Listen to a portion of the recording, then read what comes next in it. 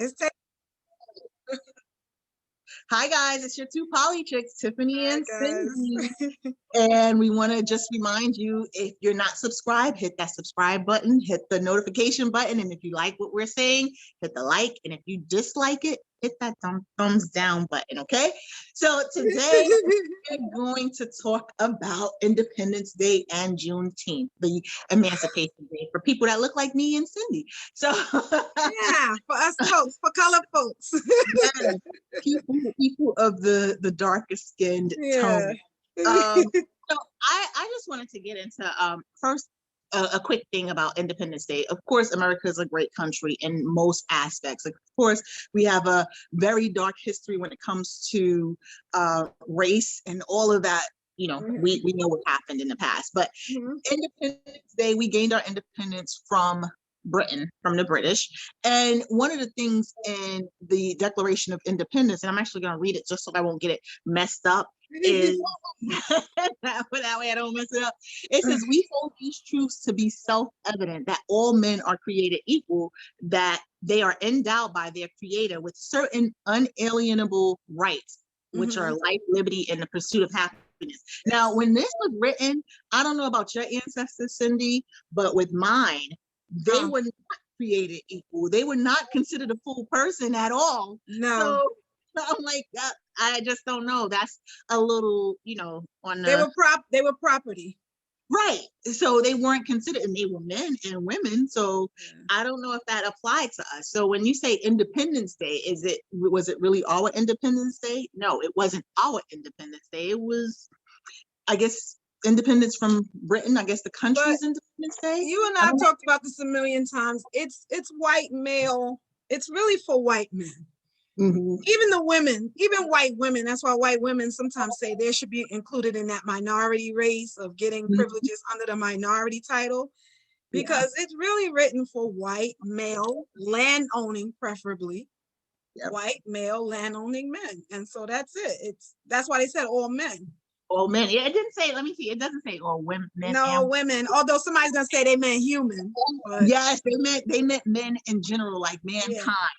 Or that's what they're gonna say. But the thing is, it says we hold these truths to be self-evident, that it's evident that we're all created equal. Right. But they still had laws that said we were not equal. So that's like very what's the word? It's a state of hypocrisy. You're hypocritical. Well, they didn't specify, but they felt it, that we didn't mean everybody in terms of everybody. We meant everybody in terms of who we were thinking of. But it said all. It said all men. It says you're overthinking it. Wait, July 4th, 1776. It says all men are created equal. So I guess the justification is that they weren't considered men, or they weren't considered humans. I don't know. I think they wrote it. They were being politically correct, but if you just think about it, women didn't even get a chance to vote until 1919, 1920. So women weren't even really counted, and forget Black folks, even though on the books, 13th, 14th, 15th Amendment had them getting rights. But even today, we're still fighting for voting rights. So yeah, that's they true. They were being politically correct by saying all men. Men, all men except for women, you Black people, Native Americans who were there first. All of us men. The men that look land owning, white. That's why you have the white male acting. They call it the white aggression now, or whatever, white anger. That's why they walk as they're in shock, because you're now trying to take something away from them that they've had for hundreds of years. It's like you're taking something away from me and not giving somebody else something. It's like you're taking from me. Well, I want to put up something about equity on our page whenever I get a chance. And it's basically showing that equity is not everyone getting the same thing. It's getting what you need. So if I'm 6'4", do I need a ladder to see over a certain point? No. But if I'm 5'1", I probably would need a little assistance to see. So that's what equity is. It's getting what you need to be able to succeed. And that's what a lot of people don't understand about. Or even not even needing a ladder, but needing a law to say you must have this accommodation. For people like construction, there are laws. If you have contractors come to your house, there's a certain level that your socket has to be. There's a certain level that you have to have a height of a door, all those things. So there's laws to say you can't do this versus you can't do that because there's inequity. Yeah, that's true. Because people won't do the right thing if you don't make them do it. No, and one of the things that, I mean, I know a lot of people give the pushback against the diversity, equity, and inclusion, and I don't have a problem with diversity at all. I actually love diversity, and I think that's one of our high points. Like when you look at the Olympics, we're one of the only countries, I think us in the UK, where you can be any nationality. You can be Asian, you can be Hispanic, you can be Black, you can be, and you don't know what they are, like that. You don't know that they're from a different, like that they're from the United States. Like it's just, it's one of those things where like when they're representing China, you know exactly how they're gonna look. When they're representing like certain places, you know exactly how they're gonna look. America has such a diverse culture and history that it's like that's one of our strong suits. I mean, when even though we don't appreciate or capitalize on it. But when I was gonna say the diversity in the gymnastics team is not there this year. It's like not well. All in and there, also remember, diversity didn't happen because they wanted it to happen. They don't want it now. It happened because of the structure of how the country was created. You know, colonization and escape from persecution and that kind of stuff. And so we were this: give me your tired, you're naked, you're poor, and then we kind of closed the doors. Once we all got in. Hey, everybody's coming in. Like one of my friends in Florida, she said, you know, I'm tired of you New Yorkers coming here. I said, yeah, I should have closed the door before I left. Yeah. Once I got to close the door and not because you know, I-95. Like, maybe New York, like everybody here is from New York, New Jersey, and Connecticut. But one of the other things I wanted to say about the Star Spangled Banner. So, you know, we say this at ball games, we say it at beginning of certain school. We say it at different places, but the third stanza of that, the complete version, talks about slaves, and it talks about the fact that there's not going to be any refuge for the slave from the terror of flight. So if you run away, there's not going to be any refuge from you, and not going to be saved from the gloom of the grave. That's in the Star Spangled Banner, and the Star Spangled Banner in triumph doth wave. So basically, that is saying that with us, people that have that hue, like you and I, we would be chased down and hunted and killed. Your property.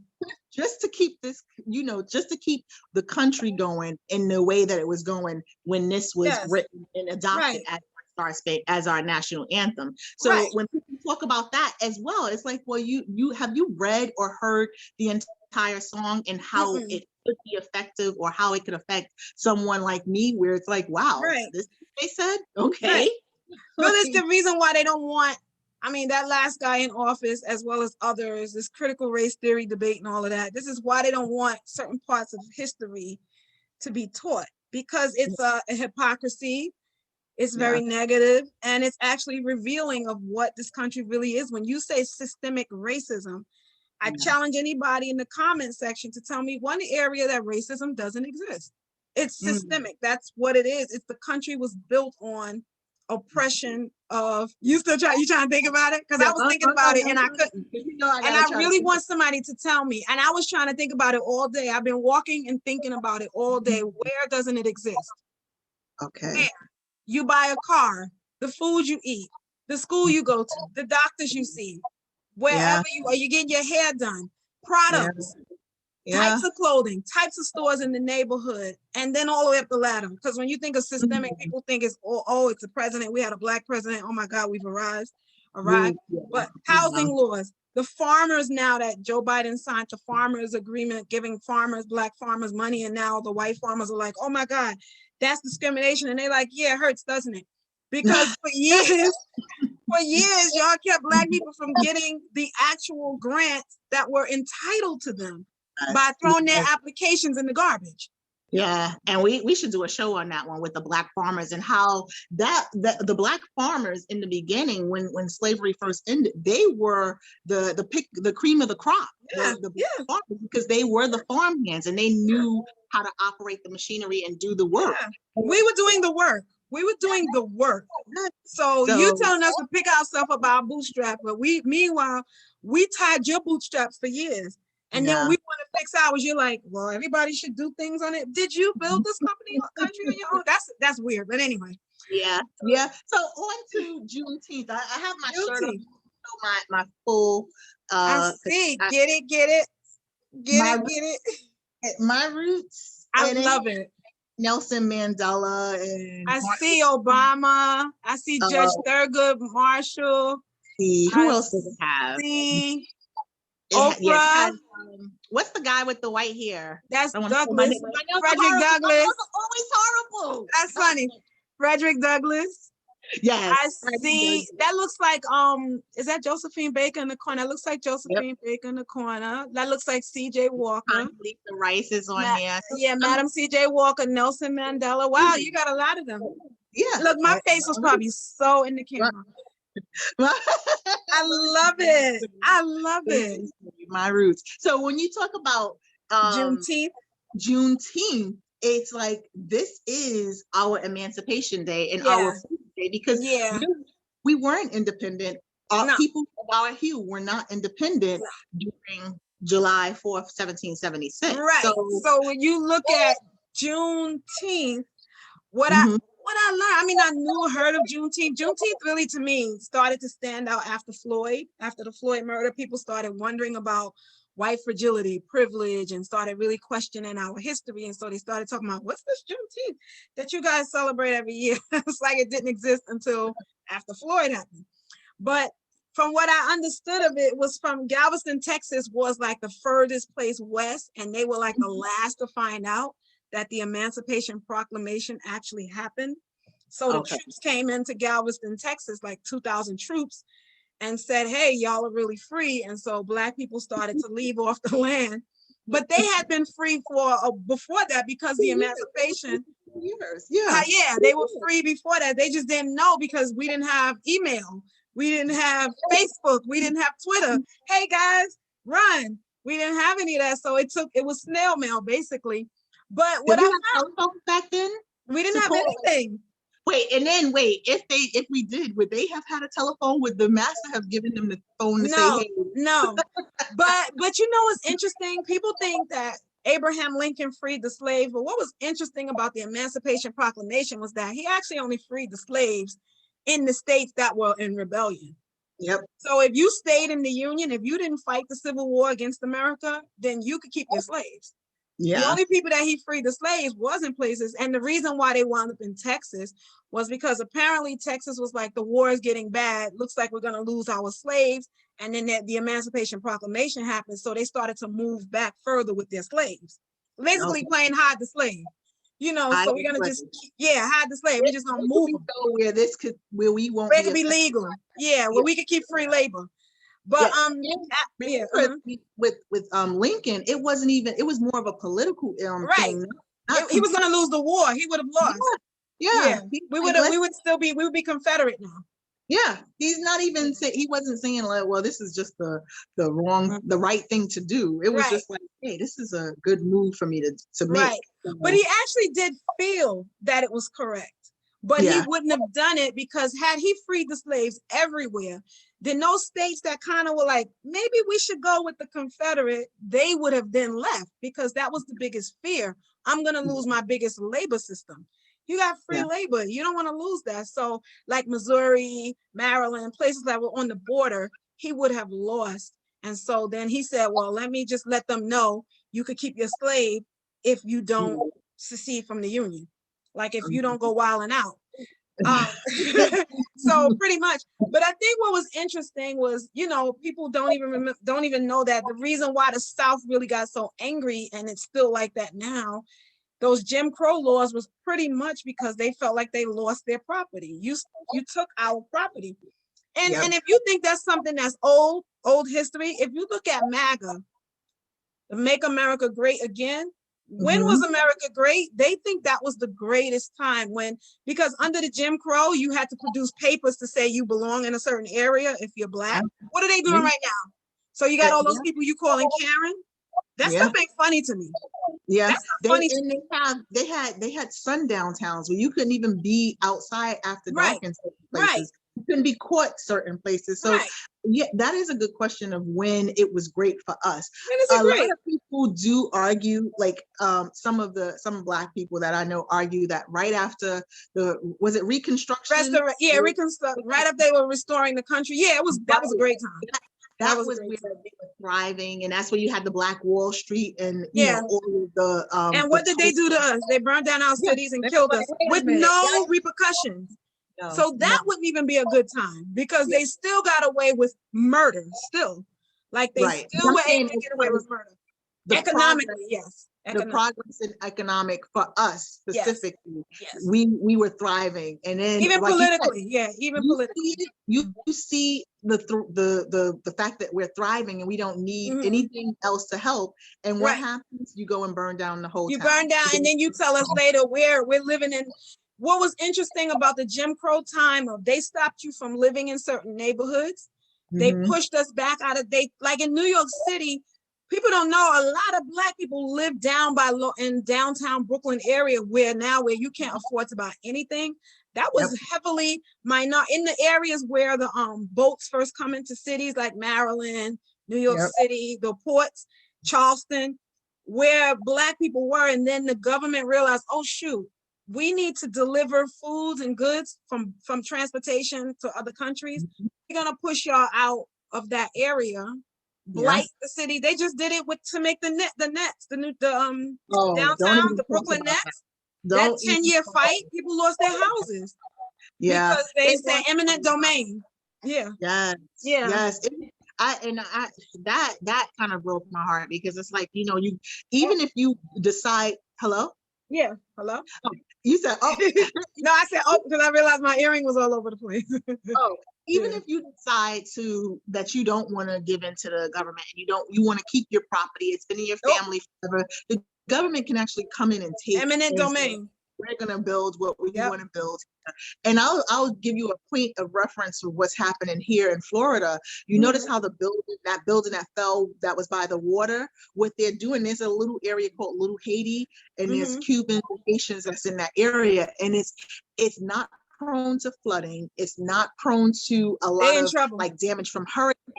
And you know what's happening, right? They're in trouble. What's happening. They bring the dollar into that area. And now with the Surfside issue that happened where that building just collapsed because of the water and the sinkhole issues and they're moving further and further inland. And who do you think is going to get pushed out?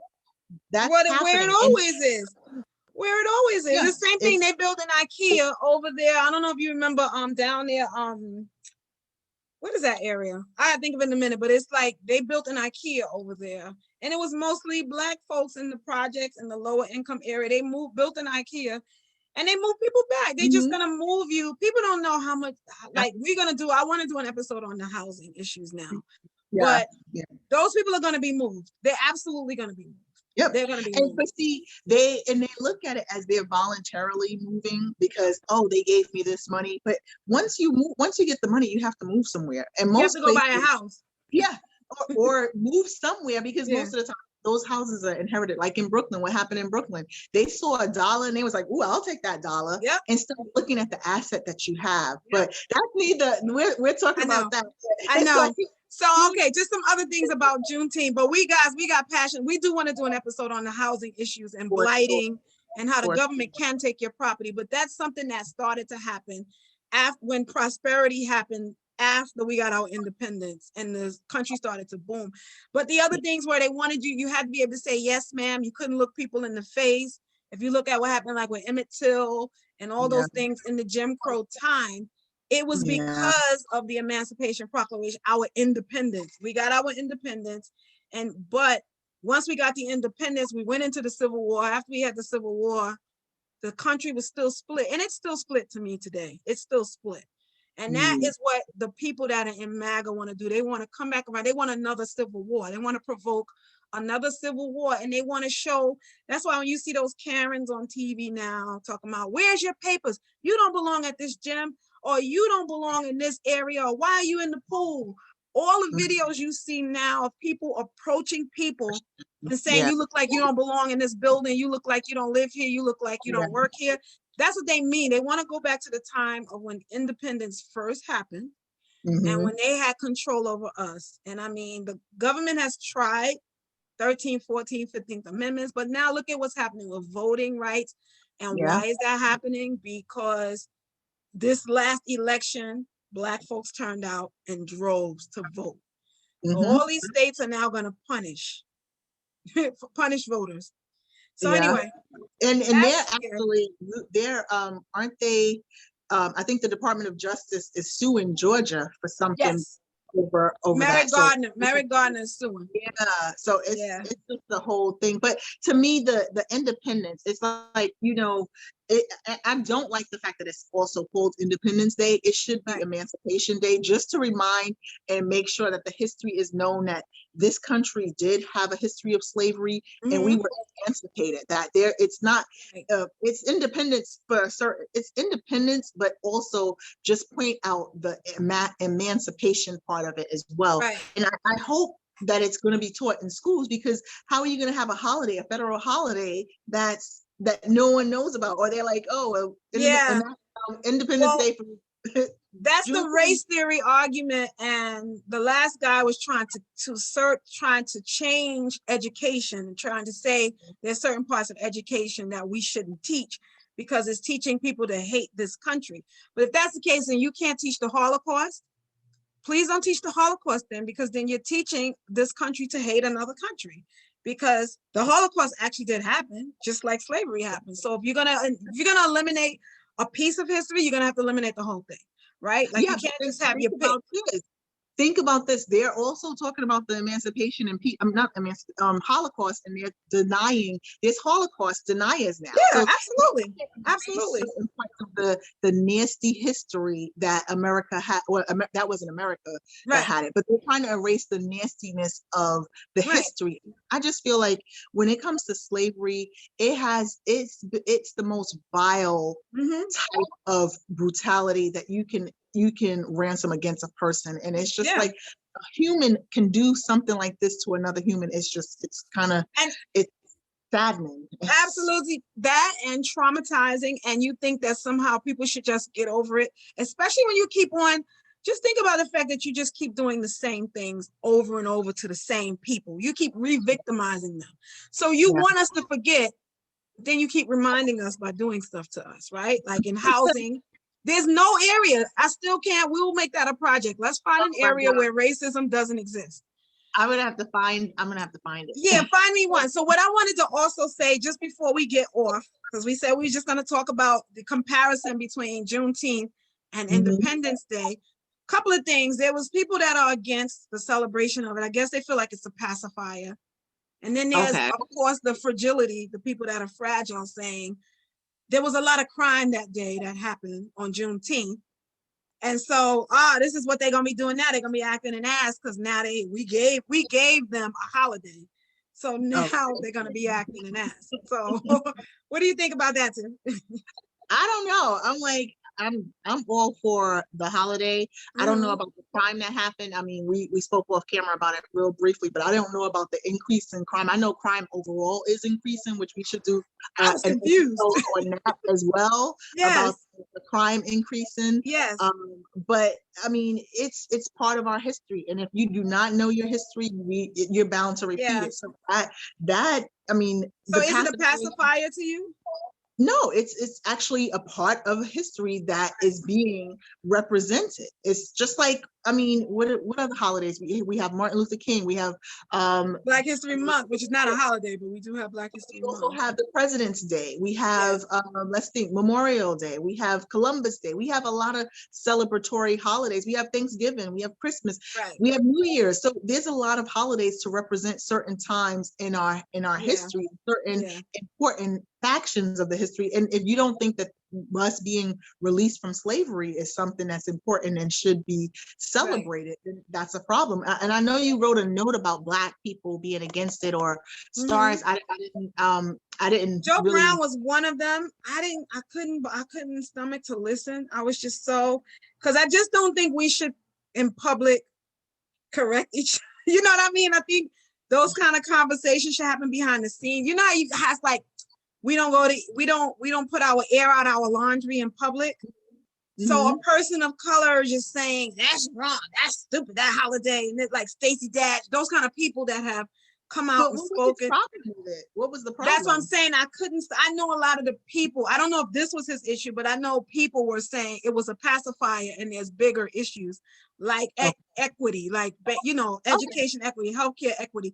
But I still don't think that has anything to do with it, like you said, taken away from it being a holiday.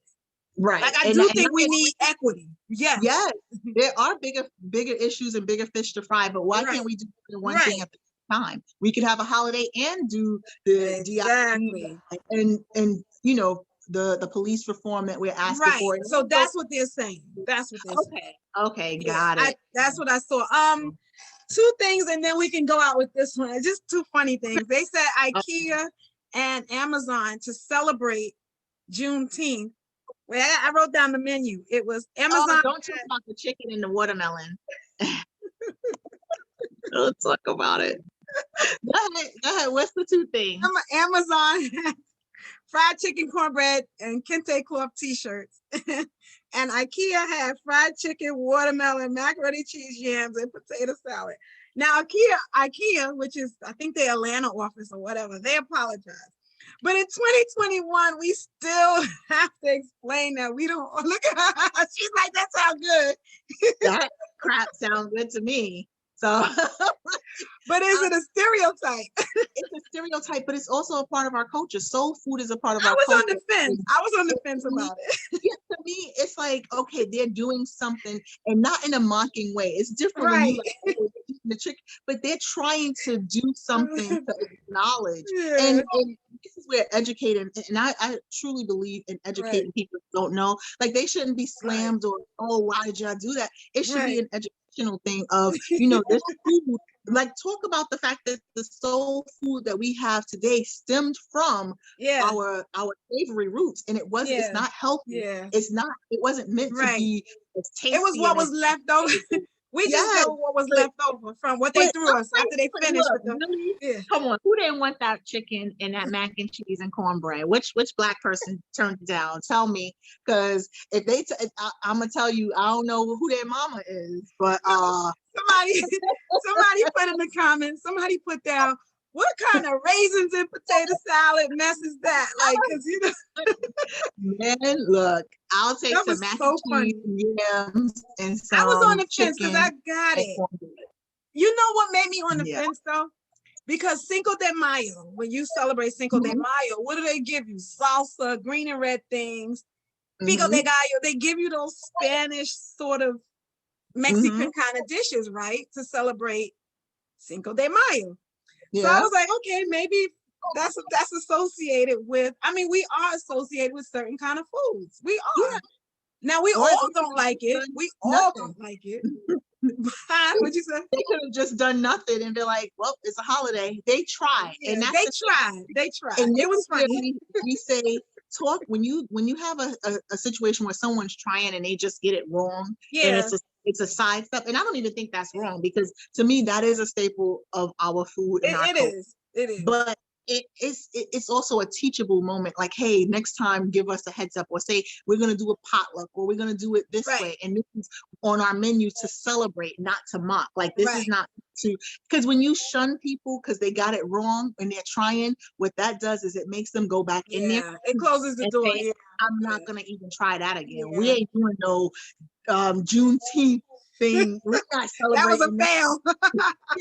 we don't do that here at this business. But it's a teachable moment, and it's like, why don't we ask some more questions, or let's go to them and say, hey, this is how we would prefer you present it. But in their apology, they said something like, it's still lessons to be learned. So, I was on the fence. I was on the fence because I was like, that's a menu that you would see at our house.